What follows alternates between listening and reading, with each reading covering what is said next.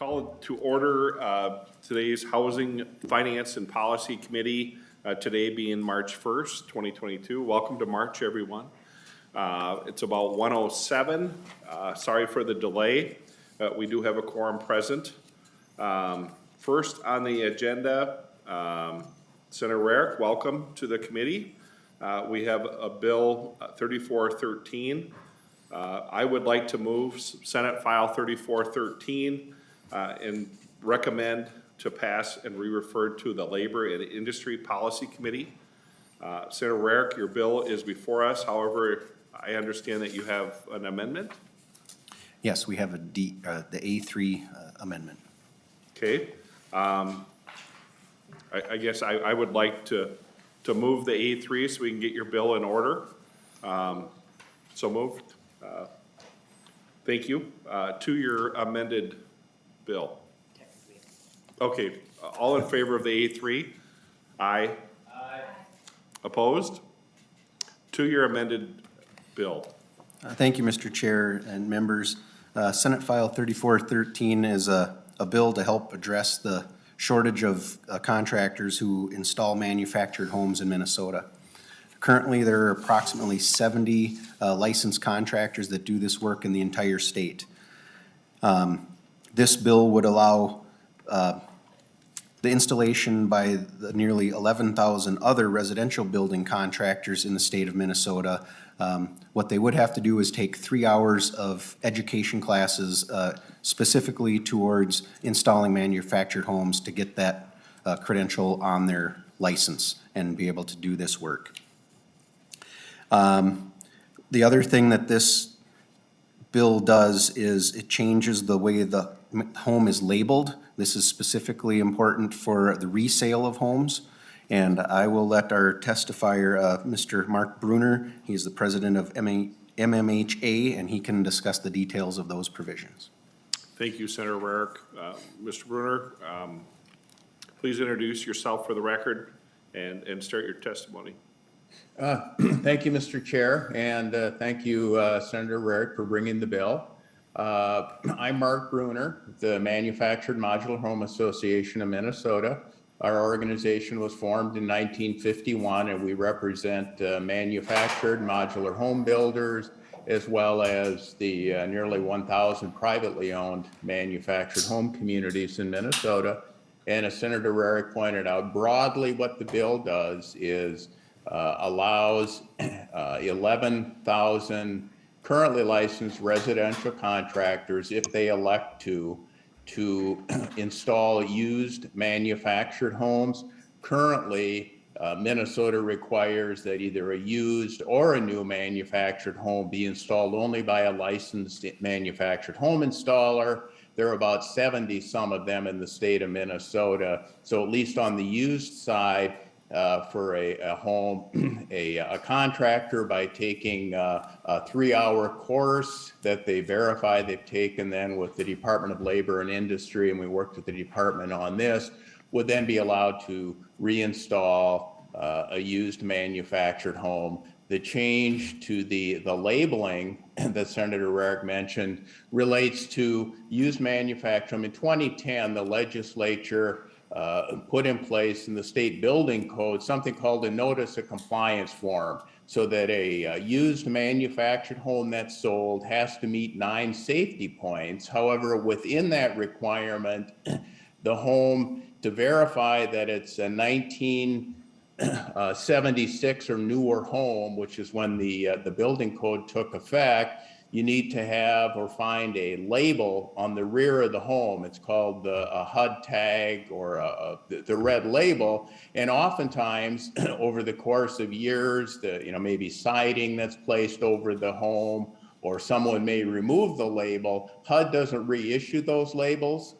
So it's problematic currently if a label is missing, and the code has been around now for nearly 50 years. So over that time, certainly any number of homeowners could could have made alterations to the home. So when that label's missing, as we found out in one county this past year, they essentially told the homeowner, well, if you don't come up with a label on that home and it does not meet the code it was originally constructed, you have two options: either sell the home for salvage or have it demolished on the home site. The good news is, and what the amendment did, was instead of just allowing the label to determine the date of manufacture, every new manufactured home also has what's called a data plate. That's essentially a piece of paper, but it's permanently affixed to the home, inside the home, that also references the date of manufacture, wind zone, climate zone, some of those kinds of things that satisfy all the requirements in this notice of compliance form. So in the event that the red tag is missing from the rear of the home, a homeowner can then refer to the data plate. If the data plate's missing, HUD does reissue data plates online for a nominal fee to a homeowner. So what this does is simply clear that up and allow there to be two options for somebody to sell a used manufactured home. And currently, a residential contractor is allowed to do remodeling work, make alterations on used manufactured homes, roofing work. So by allowing them to do the reinstallation of a used home is just simply sort of adding to what they're already allowed to do under the state building code. So pretty straightforward, Mr. Chairman. Thank you, Mr. Bruner. Any questions for Senator Rarick or Mr. Bruner? Otherwise, we do have Senator Dietzig. Did you have a question? You want to wait till after Dolly?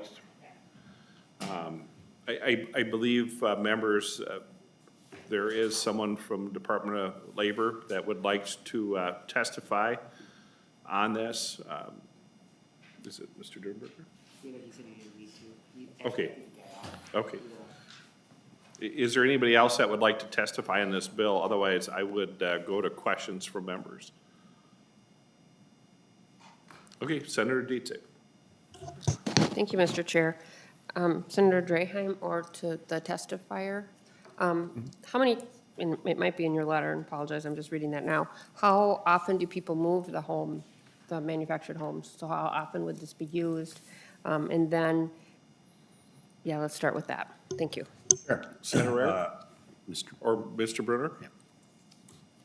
Mr. Chair, I'd be glad to respond. Senator Dietzig, so manufactured homes don't move all that often. I mean, once they're sited, 80% of new manufactured homes sold go on private property. The remainder go in a manufactured home community on leased land. In either case, you need the installer to do the installation. What the intent of the bill is to really address the shortage of installers. Minnesota currently has 4 plants building new manufactured homes. And in talking to the general managers of those plants at our December annual meeting, one of the issues they have once they get through all the supply chain shortages of lumber and thermostats is then when the home's ready to be sited, they can't find a licensed installer to do it. So the idea is that freeing some of those up, since you need an installer to do a new home, allow some options for contractors then to do the reinstallation of used manufactured homes. So to your first point, there aren't a lot of used homes that get relocated, but with just the shortage of licensed installers right now, even a handful opting in would make a huge difference. Senator Dietzig? Thank you, that's helpful. And then just one clarifying point. So on line around 3.25, I just want to clarify for the record that the company can't in itself go get a license. It's the person that gets the license to do that. So that, if I'm company X, I have to have the actual contractor that's going to be doing the installing take the coursework, correct? Yes, you would work through the contractor. The contractor, there is like a person that takes the exam and then, would take this 3-hour online course to develop a, a better understanding. So there would be the qualifying person involved. Okay, thank you. Senator Rosen. Thank you, Mr. Chair. And that does beg the question, should there be a definition of qualifying person in the bill? I think we'll direct that to Senator Rarick. Senator Eric? Yeah, thank you, Mr. Chair, and we did discuss that just prior to committee, and so that is something, when it comes to the Labor Committee, we will address that to identify whether it needs to be defined or reworded in the statute, but we'll deal with that in Labor, yep. Thank you, Senator Rarick. I do have, I think, one other person that would, Mr. McCowan, did you have some comments in regards to this bill? Thank you, Senator. I'm just standing by in case anybody had any questions specific to the department. Okay, thank you for being here. Thank you.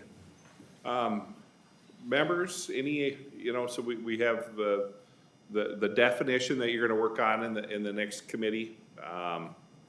Other than that, it looks pretty straightforward to me, members, and, I think this is one of the bottlenecks when it does come to one of the more affordable ends of homes and homeownership. So thank you for working on this. Anybody else have any questions or comments? Otherwise, I'm gonna let Mr. Rarick get to his next committee. So I guess I would like to move Senate File 3413 to be recommended to pass as amended and re-referred to the Labor and Industry Policy Committee. All those in favor, say aye. Aye. Opposed, nay? You're on your way, Senator Rarick. I hear that Labor and Industry Committee is really tough, so. The good chair luck. is tough, too. Thank you, Mr. Chair. And thank you to the testifiers. Next up, members, I think I'm just gonna stay put and let our commissioner, and assistant commissioner up to the testifiers table. I wanna welcome them in person. It's been a long time, too long, so thank you for being here and all the senators that are here. In person, I think it really helps to be here and be able to communicate more effectively. So the next bill we have up is Senate File 3575, and I don't believe we're gonna take any action on that today. We're just gonna have an overview and start the discussion on this policy bill from the agency. So first off, thank you both for coming in person and your staff for working on this. And with that, Commissioner, I'll turn it over to you. Chairman and members of the committee, I'm thrilled to be here. Ryan is in shock a little bit. I'm here with Ryan Bonfrog, my Assistant Commissioner for Policy and Community Development. But we're very, very pleased to be here. Dan Kitzberger, my Legislative Director, is with us in hybrid, so we have an opportunity to test out our use of hybrid here as a team. I want to thank you first, Chair Draheim, for authoring the agency's policy and technical bill and hearing it so early in the session. Very much appreciate that.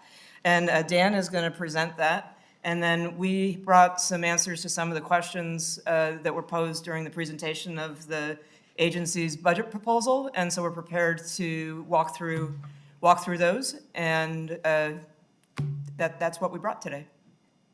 I don't think we have to push any buttons or do anything to talk to you. Like, this is just, it just works. All right, excellent. Dan, are you there? I am. And Dan, you need your screen shared then? Or are you just gonna walk through it?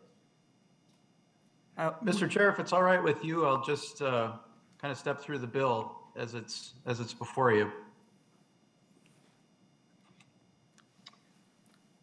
So as the chair mentioned, I'm sorry, I'm Dan Kitzberg. I'm the legislative director at Minnesota Housing. As the commissioner and both you, Mr. Chair, indicated, this is our agency policy and technical bill. And the reason we're bringing this forward is that there are issues that come up from time to time as we're administering programs and working with our partner organizations in the community. And it's important that we continue to make changes to improve access and provide clarity on our existing programs. And then also expand eligibility where we can to help with historic levels of need and also historic levels of proposed funding that may be deployed throughout the entire state.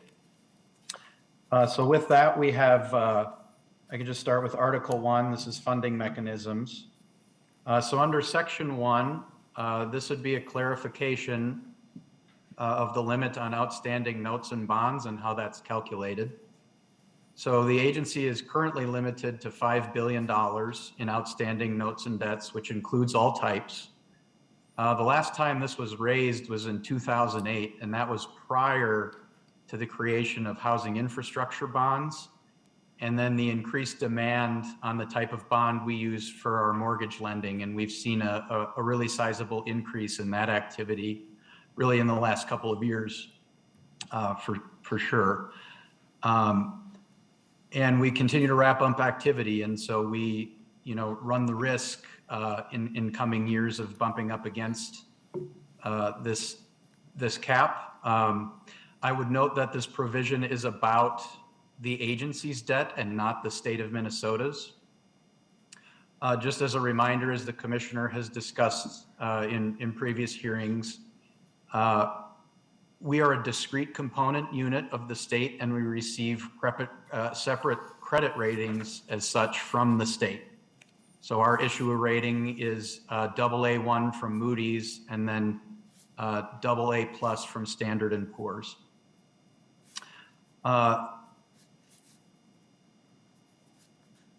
Housing infrastructure bonds are really the greatest amount of limited obligation notes and bonds that we issue. And those are really already limited in state law whenever we get an authorization from the legislature that includes a specific amount of authorization and then debt service for that authorization. And nearly 90% of the notes and bonds we issue are revenue bonds, and that's the type of bond we use for our single family mortgage financing. And those are also backed by a general obligation pledge from Minnesota Housing. Mr. Chair, do you want me to kind of pause for questions between sections, or should we just kind of stop as questions arise? I think we can stop in between each section, so it's fresh in the members' minds, I guess. My question too, if, you said 90% are revenue bonds, but in that section, isn't that mainly general obligation bonds, so you would pretty much eliminate your debt ceiling? Is that the proper interpretation of that? I think, Mr. Chair, members, I think what we're seeking to do here is to clarify that it is only general obligation bonds which that cap applies. But with majority of your bonds not being GO bonds, that would leave the other bonds with no debt ceiling. Isn't that correct? Mr. Chair, I believe that is correct. Okay. I may defer to Ryan if he has further clarification of that point. Mr. Assistant Commissioner? Yeah, Chair Draheim. So Minnesota Housing, I'm Assistant Commissioner Ryan Baumtrug from Minnesota Housing. The state, or Minnesota Housing, issues several different types of debt, and some of them have a GO pledge from the agency, and some are what we call limited obligations. So the purpose and intent of this bill, of this section, is to limit the outstanding notes to be where the agency has a general obligation pledge and have that count towards it. The other types of limited obligations, primarily the largest is housing infrastructure bonds, and that's where the agency cannot issue that type of debt without getting explicit authorization from the legislature. So we feel as though that explicit authorization that's needed for housing infrastructure bonds is you're checking, how much the agency is issuing in that type of debt. Any questions or follow-up, member? I guess my follow-up would be, how often has this been changed? Has it always been this number, or?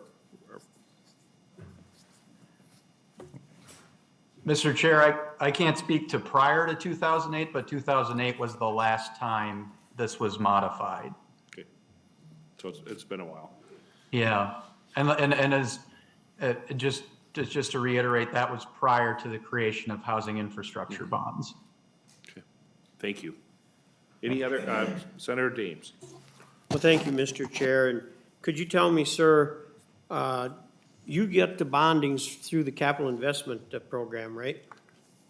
You get bond money? Is that correct? Mr. Chair, Senator Dames, correct. We will receive, or we typically have a portion of general obligation bonds that are used for public housing preservation and are subject to all of the same requirements that general obligation bonds are used for other areas of capital projects. And we also receive an authorization, a separate authorization, because it's a different type of bond for housing infrastructure bonds. Thank you, Joel, for bringing that up. Follow up, Mr. Chair. Yeah, Senator Dames. So any of that, do you receive any of that bonding money back? So if you use it for some housing projects, do you ever get any of that money that you get through the capital investment? Do you get any of that money back? Mr. Kitzberger. Mr. Chair and members, we have the ability to structure what are typically zero interest deferred loans, and then also determine the repayment for those. I may defer to Ryan on the specific, and I should note that that's for housing infrastructure bonds. Those are typically, depending upon the project and use, structured as deferred loans or grants, whereas general obligation bonds are under a little bit different requirements, I believe. Follow up, Mr. Chair. Yeah, I think Senator Dames, should we let them answer, or do you want to follow up right away?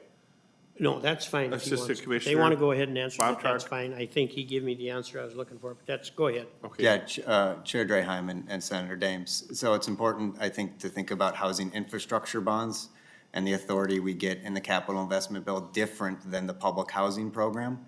So with housing infrastructure bonds, the state is authorizing Minnesota Housing to issue the debt. When we get public housing rehab, then the state of Minnesota is issuing the general obligation bonds. We're using the proceeds to give out typically as grants in that case to do the rehabs of the public housing. And I'm not aware of any repayments from the general obligation bonds that Minnesota Housing gets that comes back to the agency to use.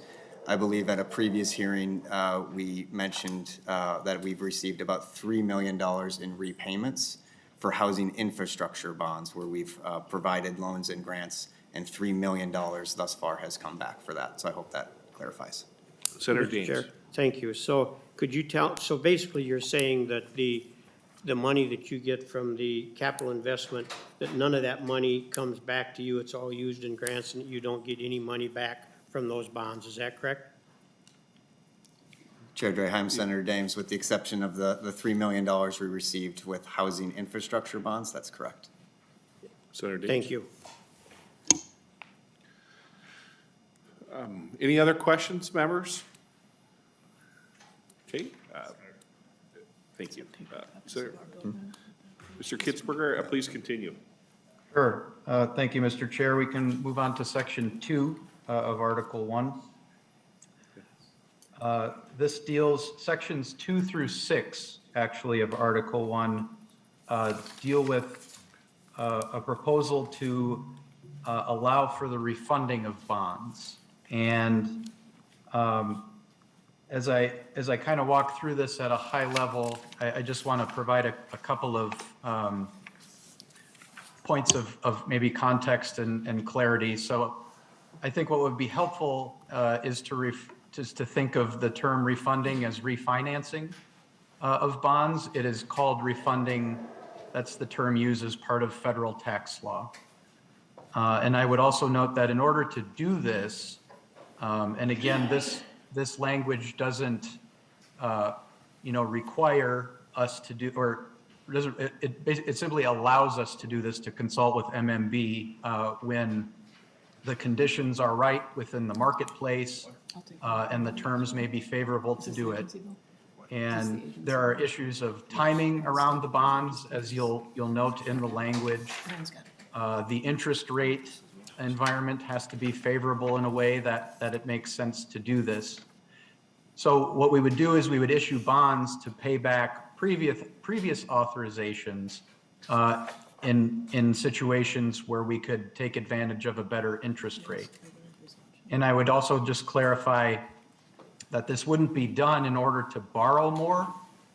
It would be done to reduce debt service and to produce savings. Now, when I talk about savings, I should note too, we went back and forth when developing this proposal with MMB, wondering, is this the kind of thing that should have a fiscal note on it? And, it was determined at that time that this isn't the kind of thing that could really take place with any, predictability or regularity. It's really based on favorable market conditions, much the same way that, a homeowner may think about refinancing their home when the interest rate environment is right and when it makes sense for them to do that. So the language here in section 2, you'll note that it is the same language in section 2 and 4 that's included in the housing infrastructure bond chapter. This really ensures that we are able to do this in a way that complies with federal tax law, because there are some additional complexities in place as a result of federal tax reform that took place a few years ago. There are different types of these refundings that can happen, and they're determined in part based on those federal tax laws, and then also based on the type of bond that we're dealing with. So we're talking about tax exempt bonds, which are our housing infrastructure bonds, and nonprofit housing bonds, I should note. So when you look at section 3, this is the one. Dan? My bad. Sorry, I'm go ahead. sorry. I gotta learn to turn my mic back on. Sorry about that. I'm talking to you, no one's listening, so. Oh, I'm sorry, Mr. Chair. No, my fault. Thank you. Senator Dames has another question. Just a couple of questions for you, Ben, or Dan, I'm sorry. So can you tell me, you've got a debt ceiling limit on 5 billion for bonds now. Can you tell me where you're at as far as what you have outstanding bonds, how close you are to that debt limit? Mr. Kitzberger? We can pull that up, Mr. Chair. Is it okay to follow up with you on that? Yes. Senator Dames, we do have that number. I would just need to Okay. pull it up in a spreadsheet. Okay, that's fine, and then I do have another follow-up question for you. I need you to help me connect the dots. As I understand, you want to raise the debt ceiling limit on bonds so that you can refinance these bonds to get a lower rate. So if I was gonna refinance my house and I had it at Bank A, I wouldn't go in and ask to increase the loan so I could refinance it at Bank B. I guess I need you to connect the dots why you need to raise the debt ceiling in order to refinance your bonds, Mr. Kitzberger? unless you're gonna be adding to it. Yeah, Mr. Chair and members, I think it's maybe helpful to look at these as separate endeavors. The debt ceiling portion would clarify the type of bond and note that's counted against the calculation. The refunding bonds, again, we aren't doing this, we wouldn't propose this, we wouldn't,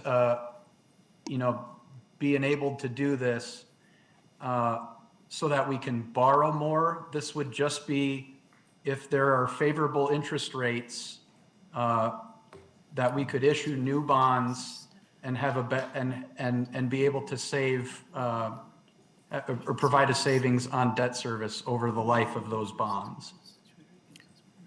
Senator Dames, follow up? So you're not looking, so if you provide new bonds, but you're not looking at paying off any old bonds?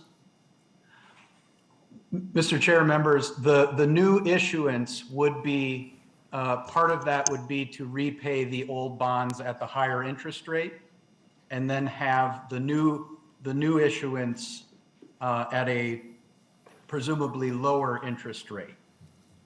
And thank you, sir. I fully understand what you're doing, but what I'm not getting the dots connected on, why you need to raise your debt ceiling to refinance a bond. Unless there's something more to this. Mr. Kitzberger? Mr. Chair, Senator Dames, again, I'm not sure there are per se dots there to be connected. I think what we're proposing with the debt ceiling is that we are seeing a ramp up of activity between housing infrastructure bonds and then our single family lending, which we've seen increases in activity year over year, and the increased demand, particularly for housing infrastructure bonds, given added uses over the last couple of years.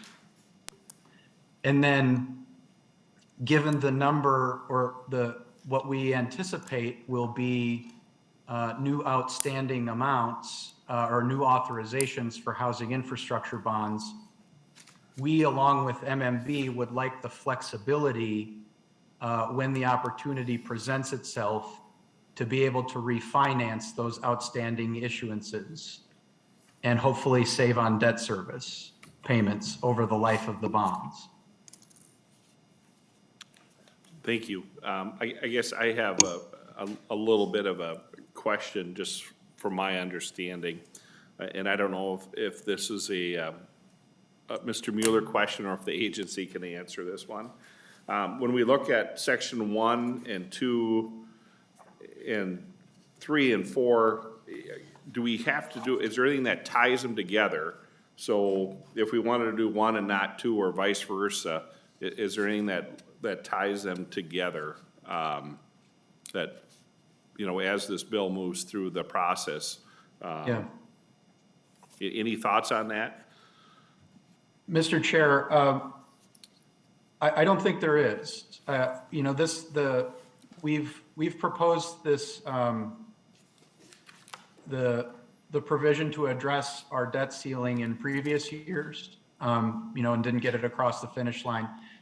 The idea of refunding bonds is new this year. And so, these are provisions that could move separately, should it come to that. Okay, thank you.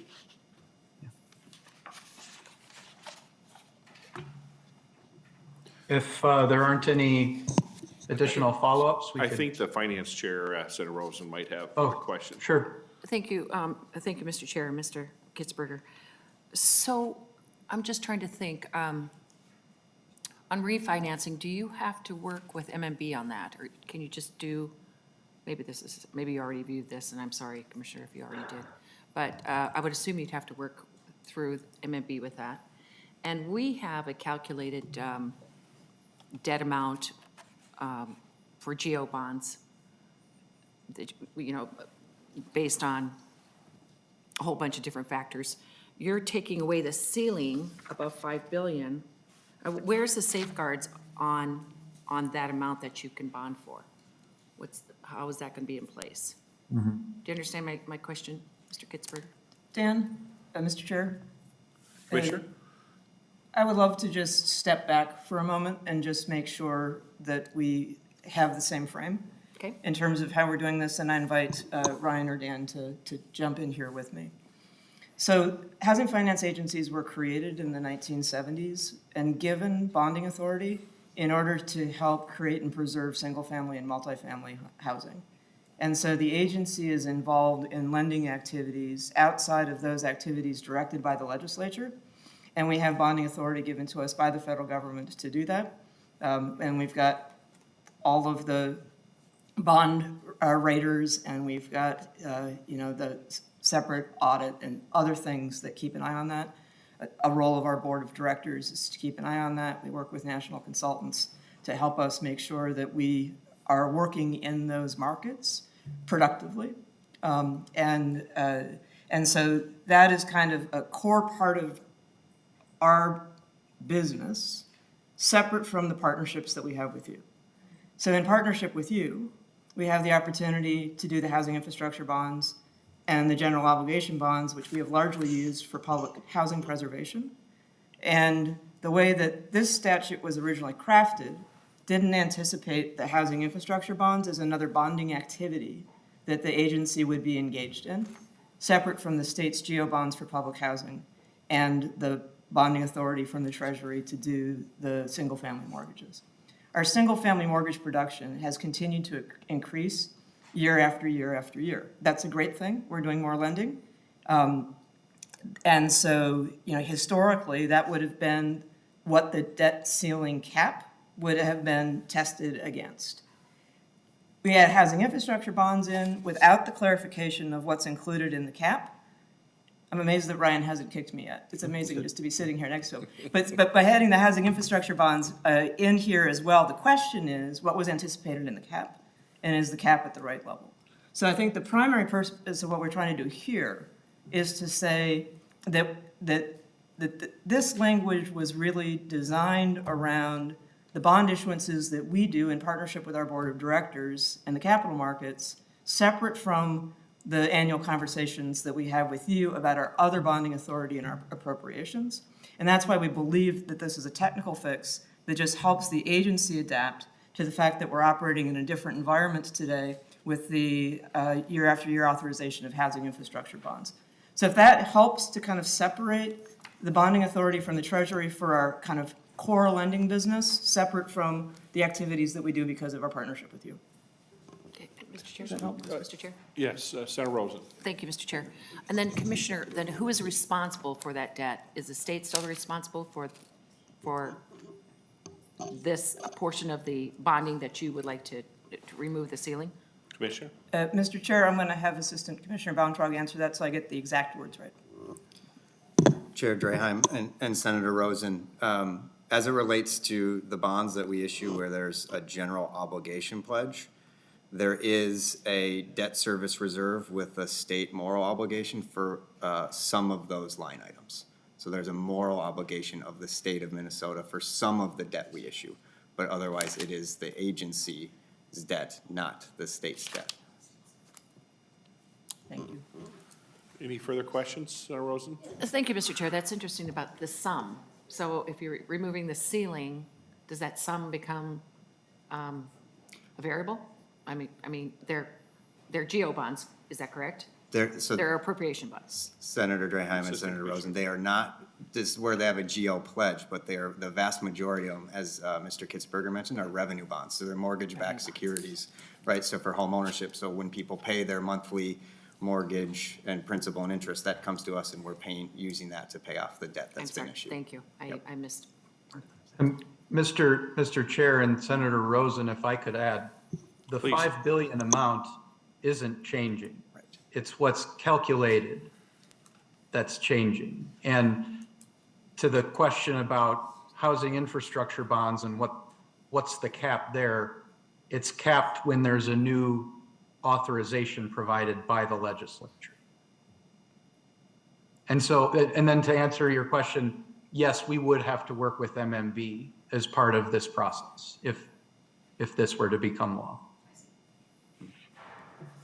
Okay, members, any, Senator Duckworth?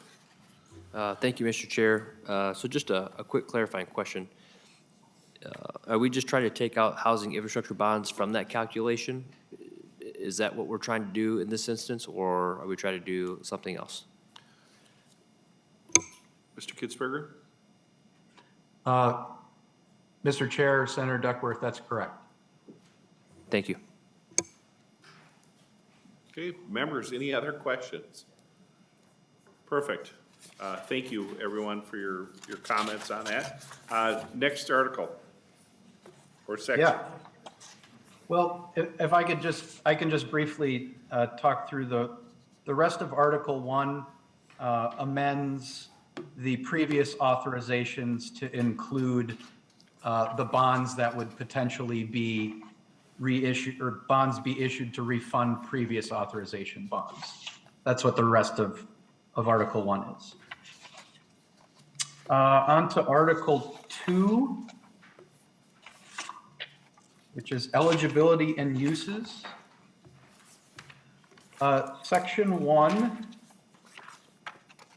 deals with our fix-up fund. So this is an affordable home improvement loan program that we partner with local lenders on for income-eligible households to make improvements to their properties.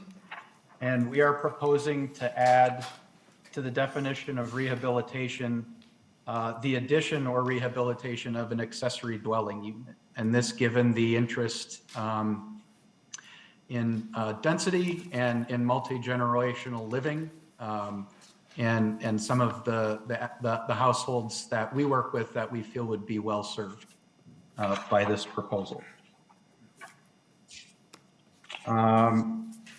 Moving on to Section 2. This would clarify in our enabling statute, this is at the top of page 7, Joel. Yeah, there you go.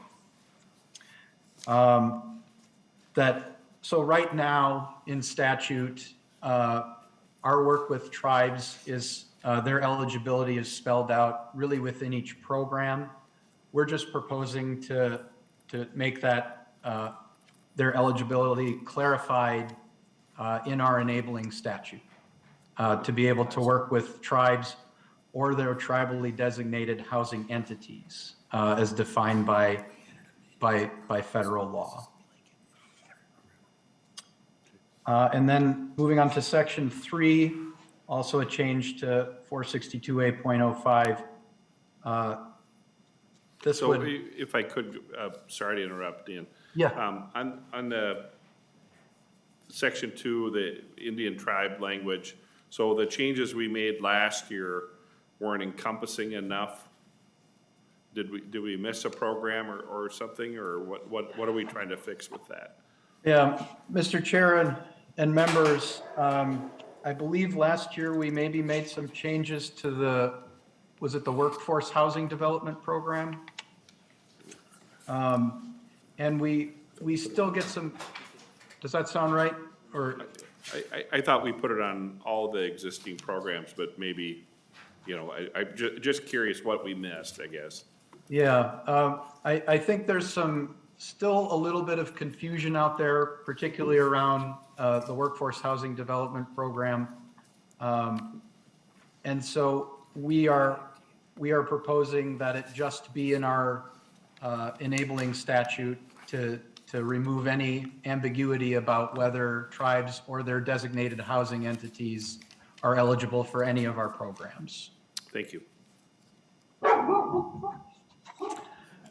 Section 3 would add a new subdivision on housing disparities, that we must prioritize our appropriations, our appropriated programs to serve households most affected by housing disparities.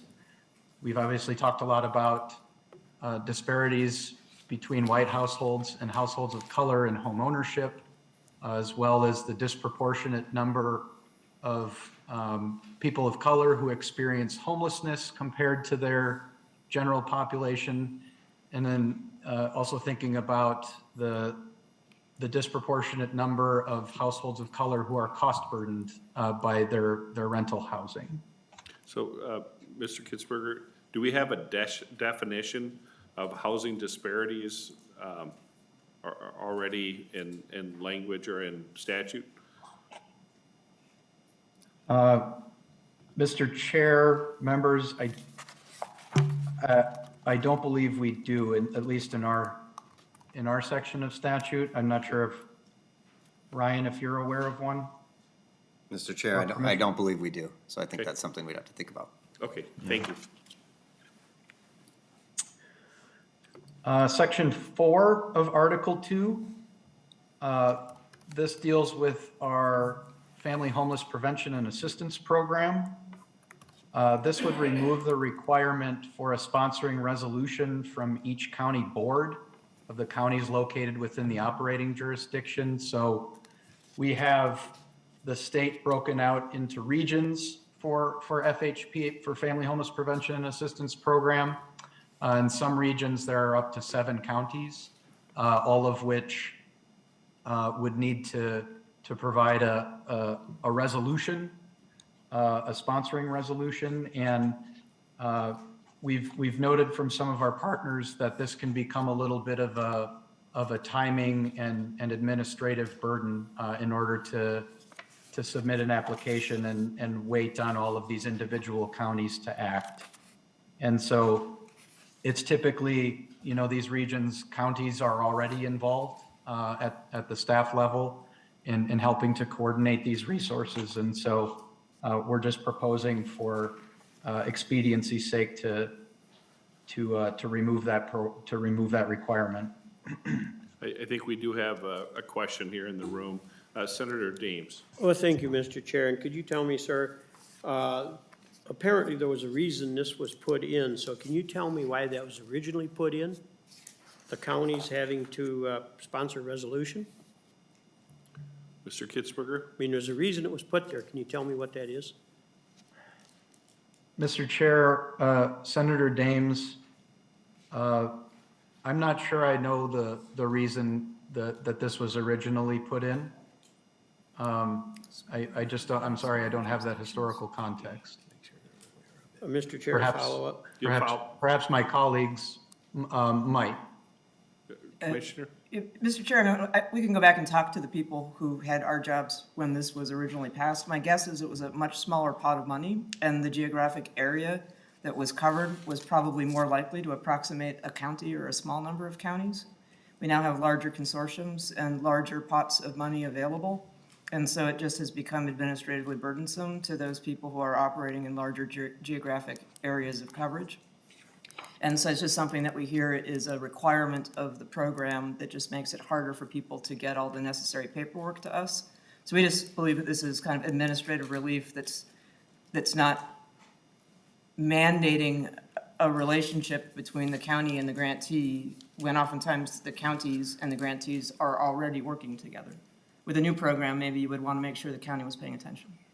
Just to follow up, Speculative, but I can go ask my predecessor what they were thinking at the time. Senator Dames.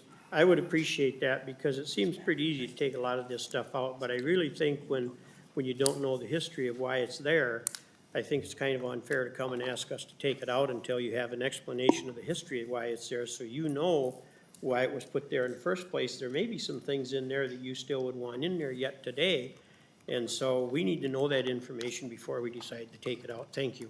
Chairman and Commissioner. Senator Dames, we believe the program was created in 1993, so the second Commissioner of Minnesota Housing, Jim Solom, would be the person if he remembered what happened in 1993 or why. But I would certainly be happy to reach out to former Commissioner Solom. We talk on a regular basis and find that out. But it's really more about the legacy of the program and it having evolved with the times. Mr. Chair, I would Yes. think the research library would have information on that also. Thank you. Senator Rosen. Or perhaps just that and a conversation with AMC, the County Association. Sure. Association, yeah. Mr. Chair. Great ideas. Senator, happy to call Julie and ask her if they have a reason for wanting it to remain. Would that be sufficient? Okay. Senator Port. Thank you, Mr. Chair. Sorry to take us back to section 3. The sentence, the agency must prioritize its use of appropriations for any program under this chapter to serve households most affected by housing disparities. Just wondering, as you're thinking about that, what the sort of calculation for what is most affected mean, if we're also talking about definitions, making sure we're not pitting different groups against each other to qualify for that would be just a flag I have. Commissioner, any thoughts on that, or? Dan, do you want to respond to that first? You've been in the weeds on this language a little bit more than me.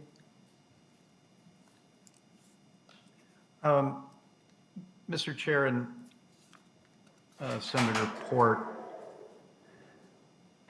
I think it's a valid point. I would say we do know certain groups are more affected by housing disparities within kind of the housing disparities being the umbrella term for a number of different disparities that exist. And so while trying to address those disparities that we know are most egregious within the confines of the law as it relates to protection of certain categories, those are certain things I think we're going to have to, at least with this language, continue to finesse a little bit. Mr. Chair.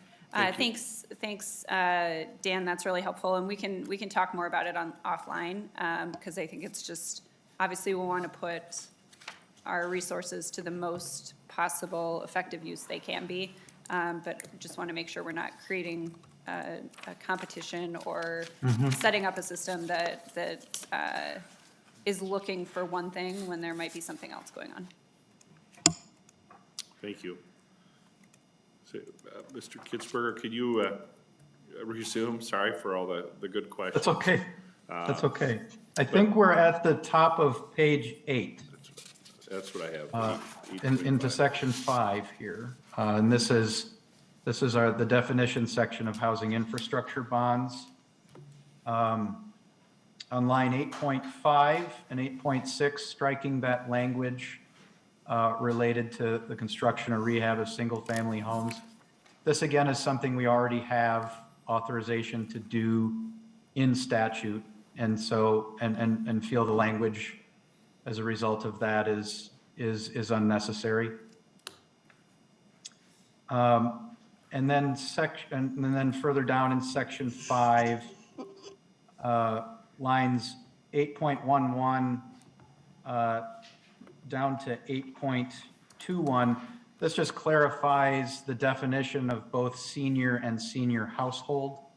We've run into some confusion around those definitions in the last couple of RFPs, especially since we've been wrapping up activity and selections in senior housing. And so just wanted to make sure that that language was clear for the organizations applying I think for the senior housing use. we have a question here, Senator Duckworth. Thank you, Mr. Chair, and apologies, this is a very boring question, but I'm gonna ask it anyway. So if I look at line 8.3, it talks about financing qualified residential rental projects within the meaning of, and then some internal revenue code. And then the lines below which we struck, because given your explanation, we're already maybe authorized to do that at some other, in some other statute.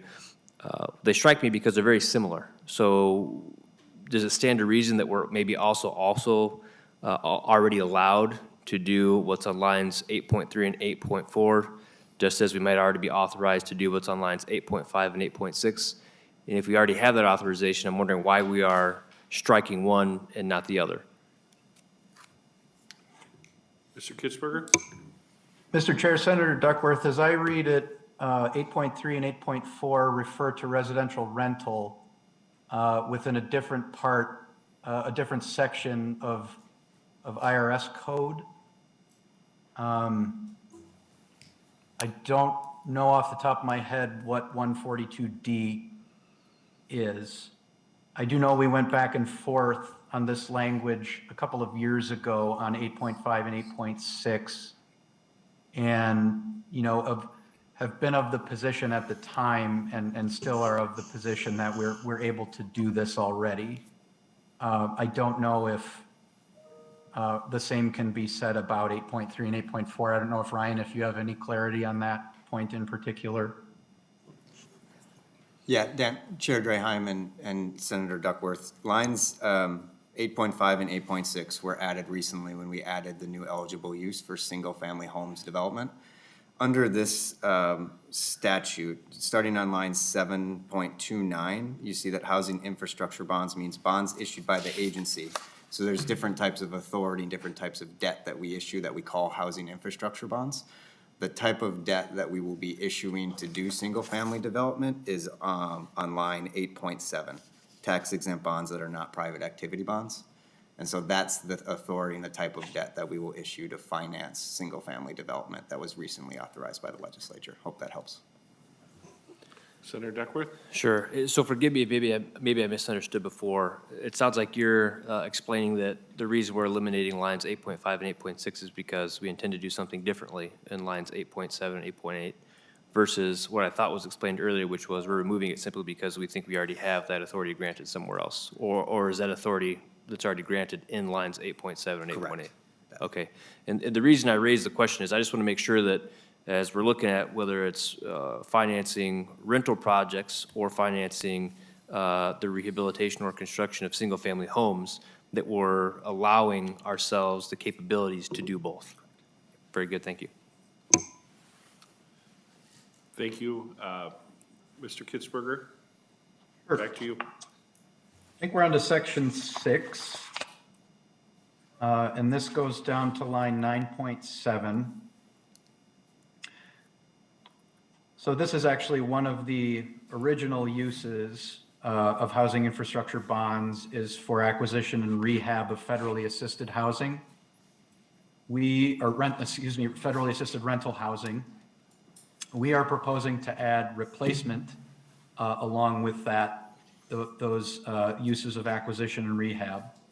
The reason for this is that we've had projects in greater Minnesota of multifamily federally assisted housing, and HRAs who are interested, based on the particular application's needs or the particular proposal's needs, they're actually looking to rehab some units, but there are other units that may just be more cost-effective to replace completely. And currently, it is difficult, borderline not possible, to fit that use or cobble together the different sources of funding needed to be able to rehab some units and replace others within the same development.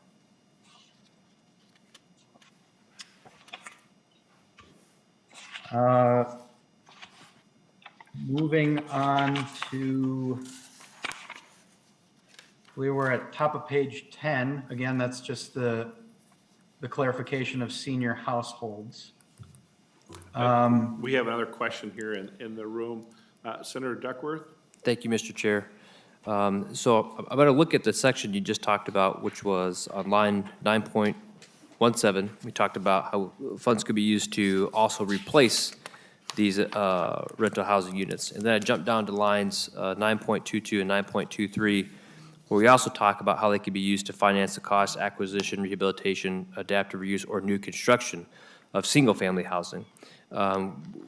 Would you say that new construction is synonymous with the ability to replace a single-family housing unit, or are we just kind of treating them a little bit differently, saying that we could maybe use it to replace rental units, but not replace single-family housing units that may need to be replaced rather than rehabilitated?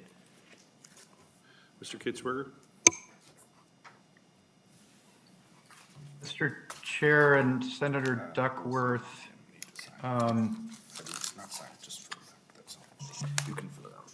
And Mr. Chair, if I could follow up, it's not intended to be a gotcha question by any means. I'm just looking at whether the rental units or single-family housing units, are we allowing ourselves the flexibility to treat them the same and giving ourselves the maximum options available, whether it be a rental housing unit or a single-family housing unit?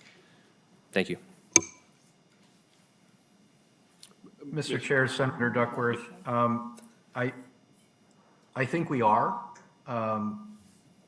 But if there are, if you feel we're not, I would certainly welcome or I would certainly, I think we would be open to working with you on that to make sure that it's clarified.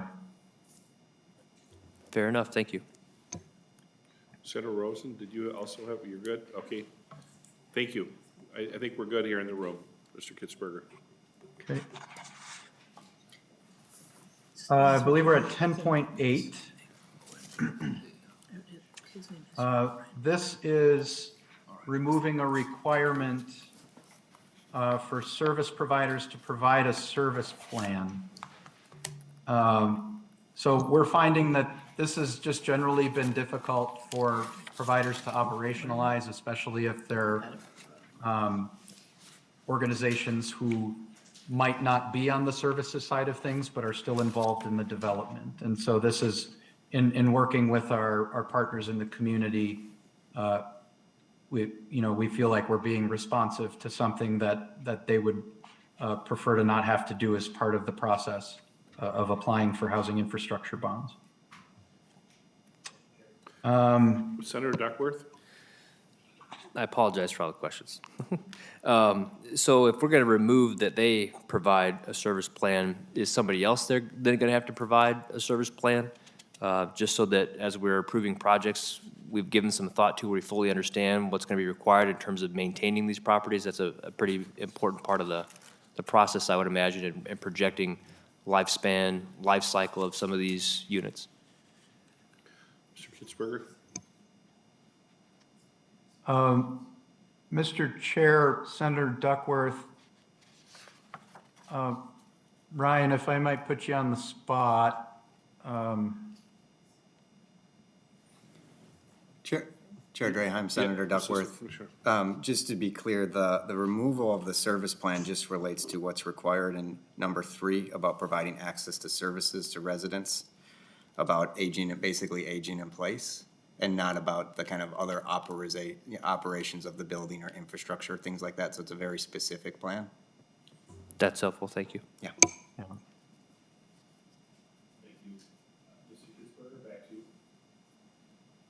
Go ahead, Mr. Kitzberger. Oh, I'm sorry. Moving on to section 7. This is the Affordable and Workforce Homeownership Development Program. And we want to add counties as an eligible applicant. And this is really this is reflective of a recent situation in which a county who's wanted to become involved in land trusts wanted to apply for the program. And we're actually seeing this more frequently where counties want to be involved in housing development in their communities. And then on to section 8. This is the Greater Minnesota Workforce Housing Development Program. We are adding counties. Again, this is the program that's for rental housing outside of the metro area.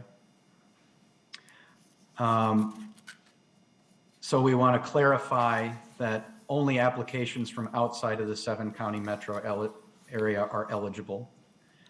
And then we want to amend the definition of eligible project area to include tribes and cities on tribal reservations as eligible applicants, since they aren't currently eligible.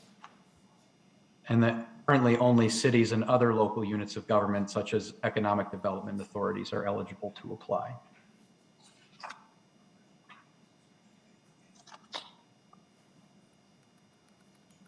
Section 9, this is also the Workforce Housing Development Program. This allows matching funds to come from a tribe or a tribal community, since they aren't currently an eligible matching entity for these funds. And then section 10 amends an appropriations rider from last year. This goes back to or it's related to the projects we're seeing where some units should be replaced and some can be rehabbed. This is one of those pieces of funding that would go together potentially with, I'm sorry, go ahead. Can we go back to, like 10.31? It's section E. 10.21. Yeah, and what does that do to the size of the metropolitan area? So, you know, you do county as defined in 473, but what is the net effect when we change just the word from county or from area to county? It's clarifying that it's the 7-county metro area, so it needs to be, And it wasn't before? I don't think it was entirely clear. Okay. Before was the issue. Okay. Perfect, thank you. Yeah. Senator Dietzick, did you have a question? Yeah, I have a quick follow-up to that. Since we're adding counties in some of these other areas, under this is a county, so under section 8, is a county eligible to be, provide the greater Minnesota workforce housing? Are they, I can't tell from this definition here, so we've kind of tweaked it to the cities, we've added the tribes. Can a county apply here? Mr. Kitzberger? Mr. Chair, Senator Dietzick, I believe a county can apply, but they have to be a county from outside of the 7-county metro area. Thank you.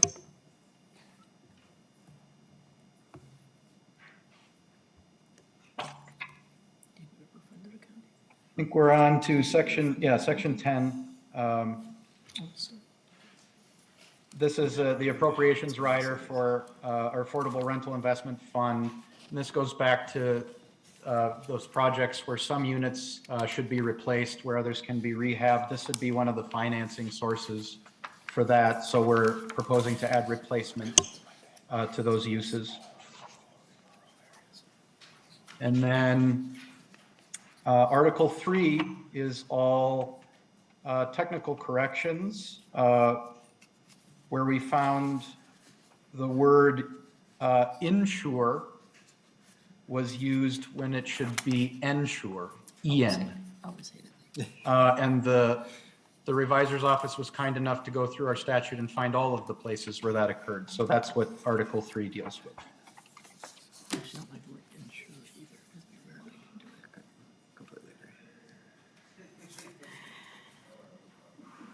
Dan, you're missing a robust giggling over grammar. I was actually going to say we should maybe defer to Senator Dames's expertise and see whether any of those should remain insured, but.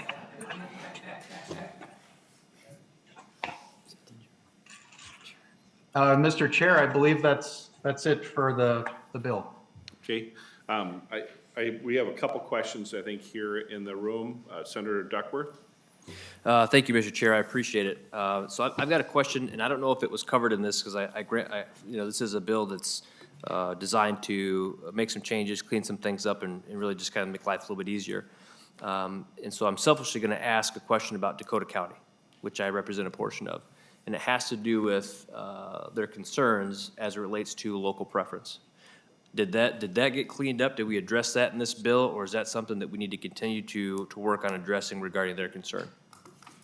I have that, Dan. Commissioner? Chair and Senator Duckworth, I know that's an area that you have expressed interest in, and we're in discussions with Dakota County. We have suggested to them a way in which they could make some minor language changes and be in compliance with our rules, and it's rules, not statute. And I do intend to sit down with you and walk you through what we've proposed to do in changes with them. It's just in the final tweaks with my attorney right now. But I duly noted that you have expressed an interest in this. We believe it's solvable without a statutory effort, and we have been in dialogue with Mr. Schertler on that. Thank you very much. I really appreciate that. Any other questions, members? Mine goes back to the workforce housing. When we were talking about that, do we have a a breakdown between the grants and the loans that have been issued with that program? Mr. Chair, when you say is that 462A.39, the Greater Minnesota Workforce Housing Development Program? Yep. Yeah. We can certainly get that. Yeah, we can pull that together. Okay, that would be wonderful. And then maybe one step farther, then I assume that anything that's repaid goes back, if it is a loan and not a grant, goes back into that same program, or does it, what's the path, I guess, for the repayment funds would be the follow-up to that. Mr. Chair and Dan, since I'm going to cover some of those issues in the follow-up to my questions from the budget presentation, I'd be happy to take those in mind because I do have some stuff prepared on that. Okay, thank you. So, Mr. Kitzberger, thank you for helping us go through that bill. I think we are going to go to the commissioner next and, or assistant commissioner on the questions. For things we didn't quite fully understand from last time, and keep on plugging away. So thank you for your help. So Commissioner? Thank you. Thank you, Chairman Draheim, and let me just say thank you to Dan Kitzberger for being willing to present that, because it is a technical bill, and there are parts of it that are boring but very technical, and so I'm appreciative to him for carrying the water on that one. Members of the committee, we came with answers to 5 questions that we heard explicitly when I had the opportunity to present the governor's budget proposal for Minnesota housing last Tuesday. And let me walk through them. Wanted to see if the answers made sense, and then some of them that are more complex, we'll send in writing the information that's here. But I just want to make sure that we got the general gist of what the questions were, and we can engage in some conversation here, and then we'll make sure that we send the specific information over your way. So the first question, Chairman, I think was yours. It was about the breakdown between how within the challenge fund money are used between rehab and new development. So what we've been able to do is go back to 2007. So the dollar and cumulative amounts that I have are from 2007 through 2021. So if you take a look at the breakdown first between single family and multifamily, between 2007 and 2021, there is a total of about 251 million, all round for the ease of discussion, about 251 million in total challenge dollars. About 62% of that went towards multifamily, and about 38% of that went towards single family. You need to understand that in each year of selections, the agency kind of starts with the premise that we would go about 50-50, but there's a huge order of magnitude difference between what it costs to complete a multifamily development versus a single family unit. So even though we start at kind of a 50-50 presumption, by the time we get to selection, to be able to select in a whole multifamily project above the line, it sometimes then pulls it from 50-50. But if you also remember the conversation that we had on the single-family side, one of the other factors that we use in sizing a single-family award is the historic ability of a developer to produce. So while we have some entities that produce at a rate of hundreds a year, we have some entities that produce at a rate of 1 or 2 a year. And a developer that hasn't been able to keep up with previous awards, even if they come in and ask for a lot, their past history doesn't demonstrate that they have that capacity. I believe that by signaling here the desire to have increased production and make more of our tools available for single-family production, that we will continue to see new developers come into our competition. So we'll have a larger number of players who are interested, but we'll also be able to potentially build the capacity of partners that we have been working with to produce more and more homes with these funds. But so the top line is on 251 million of challenge between 2007 and 2021. 38% was to single family and 62% was to multifamily. The second question was in terms of new construction versus rehabilitation. If you take a look at all the dollars combined on both the single family and the multifamily for the challenge program, about 57% went to new construction and 39% went to rehab. There's a remaining 4% that was something called affordability gap, which is neither construction nor rehab. But 57 versus 39. And then we have breakouts for multifamily and single family. On the multifamily subset of that, it's about 29% existing, so preservation and rehab, and about 71% new construction. And for the single-family side, it's about 34% new construction, but another 42% acquisition and rehab and resale. And I think it's important to think about what that rehab means in terms of our work.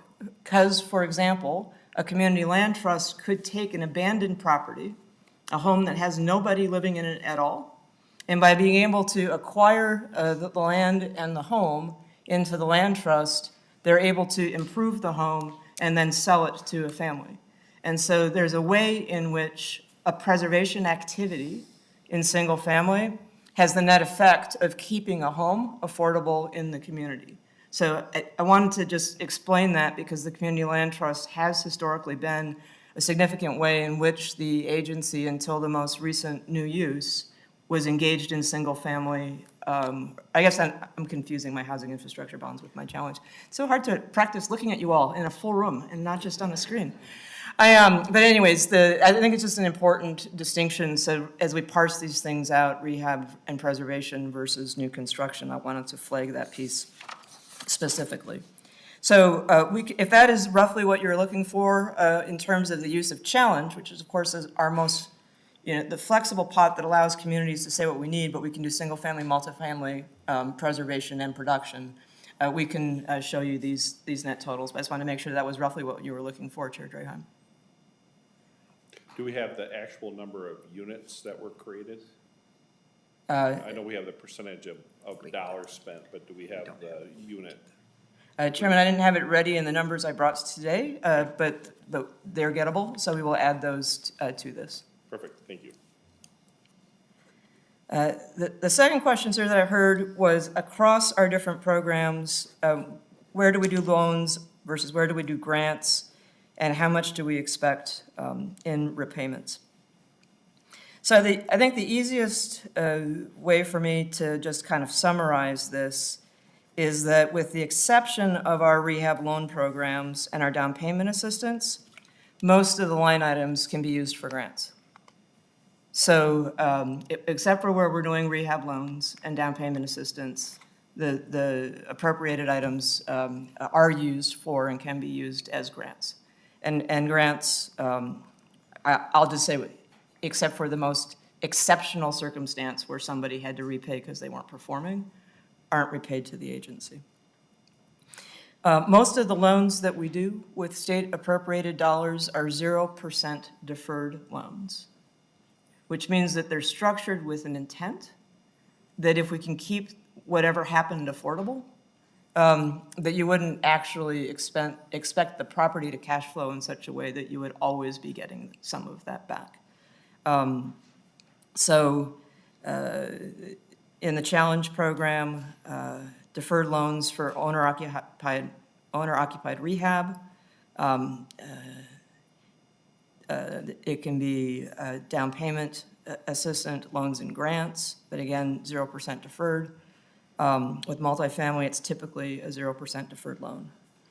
And so the programs where we don't do loans, usually 0% deferred, would be on things like the homelessness programs, the Family Homeless Prevention and Assistance, Homework Starts with Home, as well as the homeownership education, counseling, and capacity building work, and then the manufactured park infrastructure, and the workforce and affordable homeownership program. Those are programs where we do not do loans.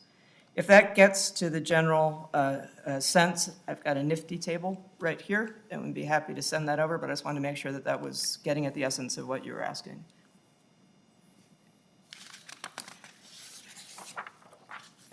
Chairman Draheim, the third question that we heard, I think, from you and from Senator Dietzick is to help understand how the budget recommendations could move the needle on homeownership.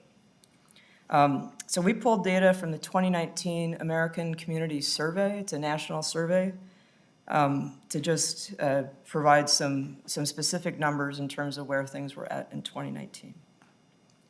At that time, the white non-Hispanic homeownership rate in Minnesota was 77%, which represented about 1,453,000 white homeowner households in the state of Minnesota. The rate of homeownership for Black, Indigenous, and households of color was about 44%, which represented about 146,000 households. So the disparity is about 33% difference between 77% and 44%. I think the question specifically was if we were to reduce the disparity by about 15%, what would need to occur? We would need to net about 50,000 additional homeowners of color. We have reasonably good data on the number of homeowners, but we don't have good data on people leaving homeownership. So for example, data that's collected on foreclosure does not include race. That's why the American Community Survey is kind of a good snapshot for us to look at.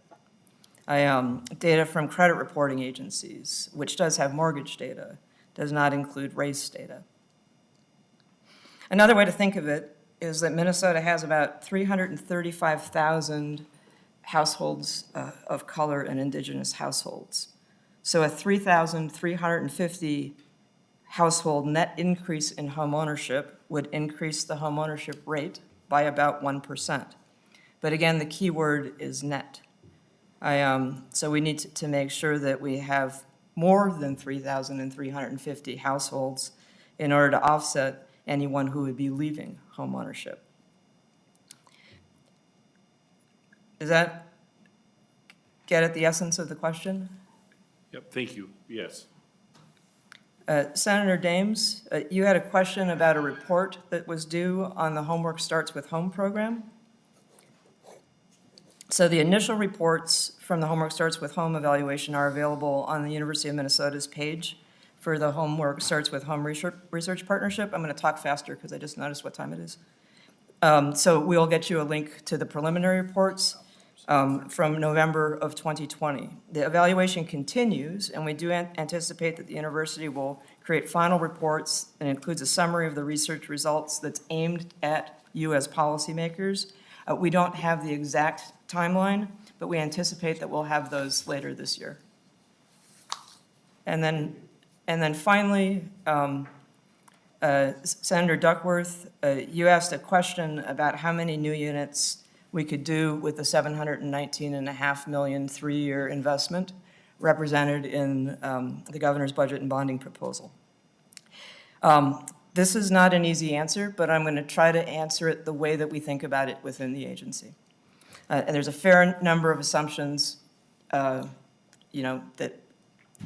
in hindsight will be wrong because we deal with what comes across the table. We don't prescribe exactly what gets done. But of the $719.5 million on the table, $377 million is for development funding, where new construction would be an eligible use. So 377 of the 719, new construction is an eligible use. That's from the Challenge Program, the Workforce Housing Development Program, the Workforce and Affordable Homeownership Program, the new line for flexible financing for capital costs, and of course, the housing infrastructure bonds. But in some of those programs, namely the housing infrastructure bonds, there are multiple uses. Some do include new construction, like senior housing, supportive housing, and new single-family housing. but it really is multiple uses, so it's hard to say exactly how much. But, so we estimate that there would be between 3,000 and 4,500 units of new construction, and so if you split the middle, the best estimate would be 3,800 new units of construction out of the 377 million that's eligible for development in the total package. I think one of the things that I'm really excited about is when you take a look at the full package of the governor's budget recommendations, you do have some line items that are specifically for new development, with intention, like the Workforce and Affordable Homeownership Program, that would give us an opportunity if we increase the appropriations and those types of things that do specific things as opposed to multiple things. It would be an opportunity to push on specific areas that are a priority for communities right now. And with that, sir, that is what I had prepared based on the questions that we received last Tuesday. Thank you, Commissioner and members for hanging with us here. We're going over a little bit. I think we covered a lot of ground today and appreciate everybody's time. I do not have any more questions. Any closing comments, Commissioner or Assistant Commissioner? Thank you for putting up with our practicing being in person, sir, and look forward to doing it and having a productive session together. Thank you. Thank you for being here in person. And thank you, members. With that, we are adjourned. Thank you.